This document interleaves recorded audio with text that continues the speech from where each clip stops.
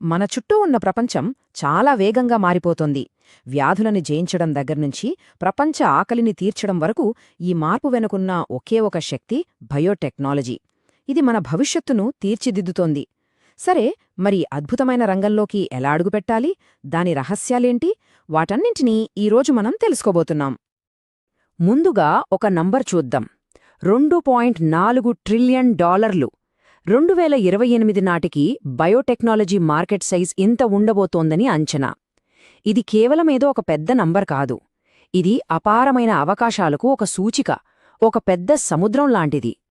నిపుణులు కూడా ఇదే మాట చెప్తున్నారు. ఇక్కడ ఫిలిప్ రీలీ ఏమంటున్నారంటే, పాండమిక్ తర్వాత కూడా ఈ రంగం చాలా బలంగా నిలబడింది, ఇంకా ఎదుగుతోంది. ఎందుకంటే వ్యాధులతో మన పోరాటం ఆగదు. అందుకే ప్రతిభావంతులైన సైంటిస్టుల అవసరం ఎప్పుడూ ఉంటుంది.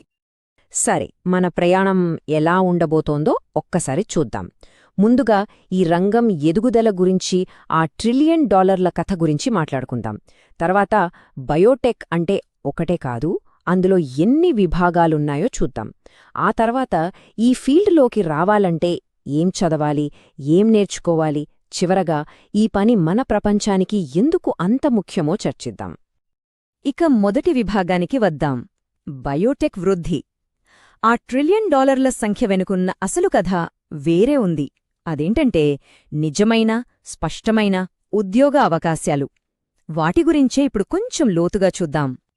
అంటే ఆ మార్కెట్ పెరగడమంటే మనకు ఉద్యోగాలు పెరగడమే అనమాట. ఒక్క అమెరికాలోనే చూడండి, ఇప్పటికే 2,83,000 మందికి పైగా ఈ రంగంలో పనిచేస్తున్నారు. రాబోయే 10 ఏళ్లలో మరో 4,300 కొత్త టెక్నాలజిస్ట్ ఉద్యోగాలు వస్తాయని అంచనా. అంటే 5% గ్రోత్ రేట్. ఇది చాలా మంచి సంఖ్య. ఉద్యోగాలు పెరుగుతున్నాయని తెలిసింది, సరే. కాని బయోటెక్ అంటే ఏంటి అసలు? ఇది ఒకే రంగం కాదు, దానిలో ఎన్నో విభిన్నమైన ప్రపంచాలు దాగి ఉన్నాయి. అవేంటో తెలుసుకోవడానికి మన రెండవ విభాగంలోకి అడుగుపెడదాం. బయోటెక్నాలజీ అనేది ఒక పెద్ద గొడుగులాంటిది. దాని కింద చాలా రంగాలున్నాయి. ఈ చార్ట్ చూస్తే మనకొక విషయం స్పష్టంగా అర్థమవుతోంది. దాదాపు సగం మార్కెట్ వాటా హెల్త్ అంటే వైద్య రంగానిదే. కానీ వ్యవసాయం, ఇండస్ట్రీస్, పర్యావరణం ఇలా వేరే రంగాల్లో కూడా దీని పాత్ర చాలా వేగంగా పెరుగుతోంది. ఇందులో మనందరికీ బాగా తెలిసింది మెడికల్ బయోటెక్నాలజీ. సింపుల్గా చెప్పాలంటే కణాల స్థాయిలో మార్పులు చేసి కొత్త మందులు, వ్యాక్సిన్లు, జన్యు చికిత్సలు కనిపెట్టడం, మనల్ని ఎన్నో రోగాల నుంచి కాపాడేదిదే. ఇక రెండోది వ్యవసాయ బయోటెక్నాలజీ. ఇది కూడా చాలా ముఖ్యం. పంట దిగుబడి పెంచడానికి, వాటిలో పోషక విలువలు పెంచడానికి, ఇంకా చెప్పాలంటే వాతావరణ మార్పులను, తెగుళ్లను తట్టుకునేలా పంటలను తయారు చేయడం. ప్రపంచ ఆహార భద్రతకు ఇది ఒక కీలకమైన పరిష్కారం. ఇక పారిశ్రామిక, పర్యావరణ బయోటెక్నాలజీ. ఈ రెండింటి లక్ష్యం ఒక్కటే, మన గ్రహాన్ని కాపాడటం. ఇండస్ట్రియల్ బయోటెక్ బయోఫ్యూయల్స్ లాంటి స్వచ్ఛమైన ఉత్పత్తులను తయారుచేస్తే, ఎన్వైరన్మెంటల్ బయోటెక్ పర్యావరణంలో ఉన్న కాలుష్యాన్ని, వ్యర్థాలను శుభ్రం చేస్తుంది. రెండూ మన భవిష్యత్తుకు చాలా అవసరం. సరే, ఇప్పుడు ఈ రంగాలపై ఒక అవగాహన వచ్చింది కదా, మరి దీనిలోకి అడుగుపెట్టడమెలా? దాని గురించే మన మూడవ విభాగం. ఈ రంగంలోకి రావడానికి ఎలాంటి విద్యా మార్గాలున్నాయో ఇప్పుడు చూద్దాం. ఈ ఫీల్డ్లోకి రావడానికి విద్యే ప్రధాన మార్గం. ఒక్కో మెట్టు ఎక్కుతున్న కొద్దీ అవకాశాలు ఎలా పెరుగుతాయో చూడండి.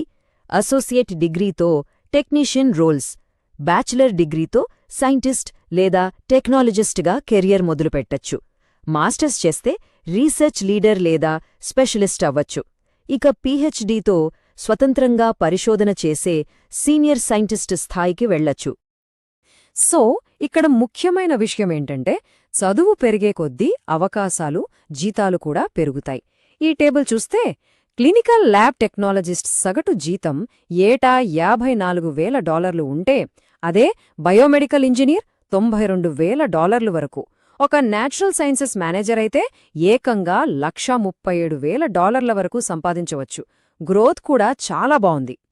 అయితే డిగ్రీలు కేవలం పునాది మాత్రమే. కెరియర్లో నిజంగా స్పెషలైజ్ అవ్వాలంటే కొన్ని ప్రొఫెషనల్ సర్టిఫికేషన్లు చాలా కీలకం. ఉదాహరణకు GMP, regulatory affairs, clinical research వంటి వాటిల్లో సర్టిఫికేషన్ ఉంటే చాలా డిమాండున్న ప్రత్యేకమైన ఉద్యోగాలకు తలుపులు తెరుచుకుంటాయి. విద్యార్హతలు ఉన్నాయి. సరే, కానీ విజయం సాధించాలంటే సరైన నైపుణ్యాలు కూడా ఉండాలి కదా. అందుకే మన 4వ విభాగం, ఒక బయోటెక్నాలజిస్ట్ టూల్ కిట్లో ఏమేముండాలి? ముందుగా టెక్నికల్ స్కిల్స్ అంటే ల్యాబ్లో చేసే పనులు, పీసీఆర్, సెల్ కల్చర్ లాంటి టెక్నిక్స్ తెలిసి ఉండాలి. వచ్చిన డేటాను అనలైజ్ చేయడం అంటే బయోఇన్ఫర్మాటిక్స్ తెలియాలి. అలాగే రీసెర్చ్, క్వాలిటీ కంట్రోల్, భద్రతా నియమాలు ఇవన్నీ చాలా అవసరం. కానీ టెక్నికల్ స్కిల్స్ మాత్రమే ఉంటే సరిపోదు. సాఫ్ట్ స్కిల్స్ కూడా అంతే ముఖ్యం. ఎందుకంటే ఇది టీం వర్క్, అందరితో కలిసి పనిచేయాలి. అందుకే మంచి కమ్యూనికేషన్, క్రిటికల్ థింకింగ్, ప్లానింగ్, నిజాయితీ, నైతిక విలువలు ఇవన్నీ ఉంటేనే ఈ రంగంలో రాణించగలం. సరే, చదువు, నైపుణ్యాల గురించి మాట్లాడుకున్నాం.